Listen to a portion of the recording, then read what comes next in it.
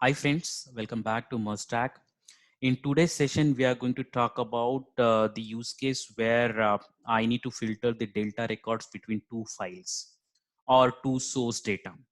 To show this, to demo this use case, I took a simple example where I have two sources. One source is my old master data and one source is the latest master data. Okay. So this maybe I'm keeping it in my database, and whenever I get a new latest data, I need to compare this with the old master data and figure out who are the new records and what all records are updated. Okay, so the common key between these two record is structure and the code. Okay, so and this is a primary key. Okay, so whenever I want to see the new records, I need to check from the new master data whether that code is present in the old master data. If that code is not present in the old master data, that record is eligible for the new records or for insert. Okay, and second scenario is update record. If this code is already there in the old master data, then check whether the data is updated. Okay, so for demo purpose, I just took only one field. You can compare all the fields, or you can go with your requirement. So I just say if code is same and price is different, then that record is the candidate for update. Okay, so let's see how we can achieve this in the data mapper. So let's go to the console directly. So I have created this, since structure is same, right? I have created already for schema for this XML schemas. So let's directly go to the console and create the data mapper. So let me create a data mapper.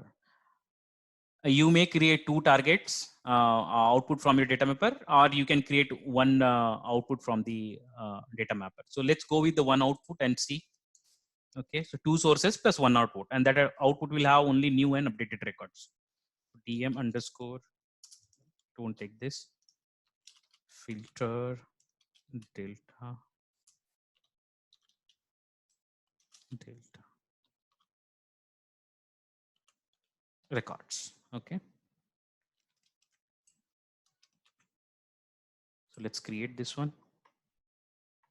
So let's go to the XML, and this is the schema which I'm going to use. Apply. Okay, one more source I want because I need new master data and the old master data. So let me select the same schema again. Okay, so this is my first let's say first instance is the new master data and second instance is the old master data. Okay, so I have already mapped this and you can go with the two. As I said, we can generate two output from this data mapper, but let's go with the one output and see both new and updated records in the same stream. So we have a feature called clone node. Okay, copy mapping and everything. Okay, I want only one node. Okay, yeah. So now what we can do is, I don't want direct mapping. Okay, I want a conditional mapping. So whoever is eligible for new or insert, that those records will go in this node, and whoever is eligible for update, those records will go and sits here. But at the final, I'll get only one stream out of it. Okay, so let's remove the mapping for now. I'm just removing the recursive node mapping. I'm not removing any other mapping. So all mappings are there. So let me remove this because I want to add conditional mapping here. Okay, let's see. Now I want to apply for each on this this new data master. Okay, so on each record, I'll be iterating over and then checking, is that record present in the source second source also. If that record is present in the second source, that means that record can be a candidate for update. If that record is not there in the source two, clearly that record is the candidate for the insert or new record. We can consider it record. Okay, so let's go and implement both scenarios. So let me fix one thing. This guy won't work directly, so I'll show you. or let's not do the, I'll show you that in the output. So let's go here and go to the mapping expression, because I'll apply for each on this root node, okay, because I want to apply conditional mapping on this. So conditional mapping and for each I can't reply on this node at the same time. So I can go here and apply for each. So I'll go to the for properties section there for each, and then this is my recursive node from the source. So I'll drag and drop here, okay, and that's it. So this for each is done, and then I need local variables to track the current code and current price. Okay, so let me go and create local variables here. So I'll go here. So where current code I'll take, okay, and that code is from the latest master data. Save it, and second field I want is the price. So I'll go with the where latest price, okay, and price I'll be taking it from the master data only, new master data. Okay, so I got code and price. So for new record I just need to compare the code, okay. Current code I'll compare, I'll go to the source 2 and see whether this record is there, okay. So we'll go to the return to, and then we need conditional mapping. So try to select this if, okay. This if is for mapping, this is for filtering, okay. So I'll go here and then, okay, so you will see this difference, okay. So now what I want to calculate, I want to see the count. Okay, so what this is the aggregation function. It counts the number of records. So where I need to go to the source 2 and see if there are records which are matching with the current code, okay. So equal to, and my current code is lying here, okay, and what I'm saying is this one, if it is equal to 0, that means this record is, this code is not there in the source 2, okay. So that means this record is the new record, okay. So yeah, let me save this, and yeah, that's it. We are comparing only code, and then we'll go to the return to the let me see, okay. So here what we can do is we are filtering records, and then we'll go for the aggregation function count. So here what we need to compare, we need to compare code as well as the price. So if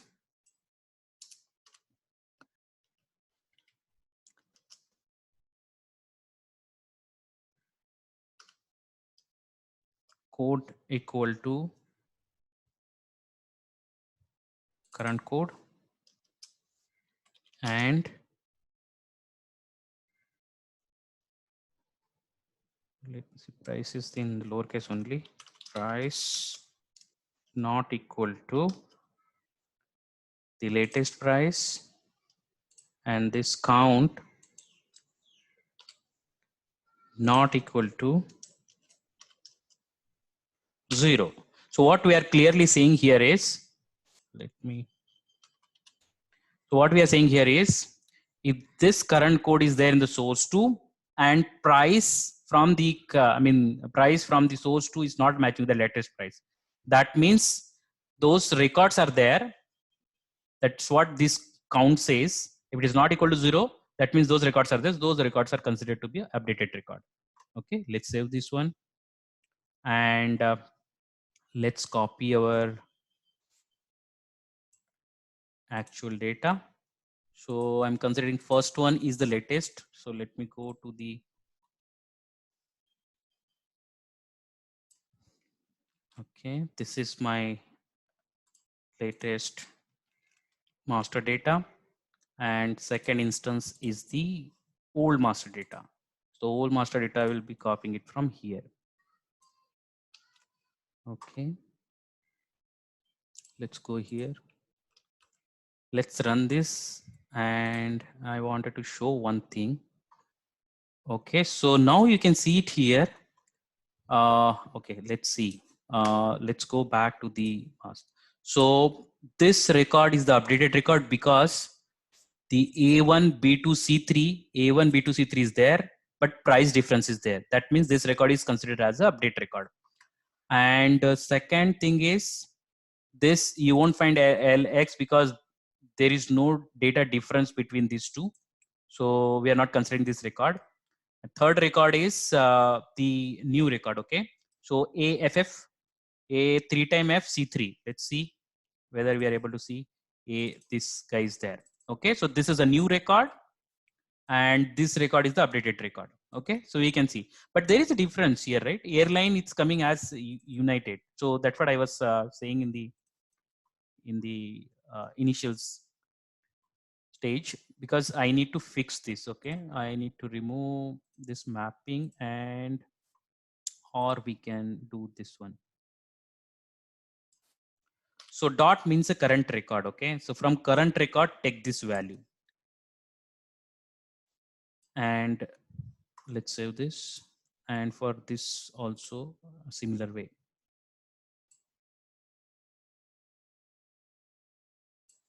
Okay, simple. So for attribute, it won't work. This is an attribute actually. If you go and see the data, right, this is attribute. So if you want to iterate over the attribute also, then we need to use a dot, because dot is the current record. This returns a current record. Now, if I go save it and let's test it again. You can see now delta is coming properly now. Okay. Yeah, this guy is a delta new record. Okay, and united here. Yeah, so this way we can filter the delta records. So in this scenario, what I did is I have just added this logic in the one output itself. Let me go and show you. We can generate multiple outputs from this. So what we can do is we can go and load layout. So let me consider the same schema, right side. Okay. And what we can do is here you can map this return. Okay, apply those.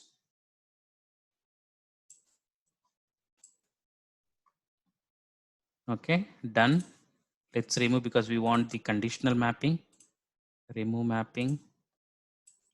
And we'll apply for each on this. So let's go here. Properties for each.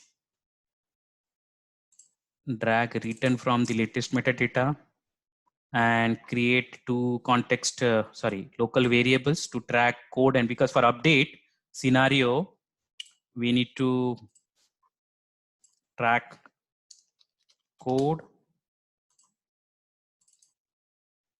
Save this variable price.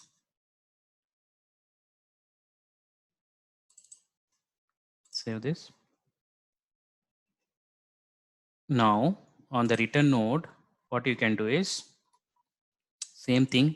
Let me copy that, it will work. Okay, let me copy exactly this one. Control A, Control C, because that is what we are trying to. So let me remove this, or let's keep it.